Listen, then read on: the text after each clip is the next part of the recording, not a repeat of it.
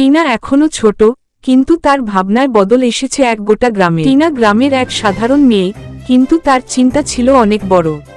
প্রতিদিন স্কুলে যাওয়ার পথে সে দেখে গ্রামের পুকুরে ময়লা ফেলা হয়, কচুরিপানা ছড়িয়ে আছে, আর বাচ্চারা সেখানেই গোসল করছে। একদিন সে সাহস করে স্কুলে গিয়ে বলল, স্যার, আমরা কি পুকুরটা পরিষ্কার করতে পারি? শিক্ষক প্রথমে অবাক হলেন, পরে বললেন, তুমি তো বেশ সচেতন। পরদিন টিনা তার বন্ধুবান্ধবদের নিয়ে একটা ছোট দল গঠন করল, সবুজ গ্রাম।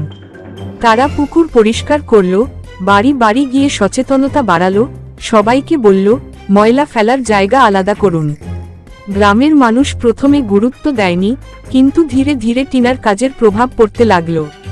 পুকুর পরিষ্কার, পরিবেশ সুন্দর, মানুষও সচেতন। টিনা এখনো ছোট, কিন্তু তার ভাবনায় বদল এসেছে এক গোটা গ্রামের।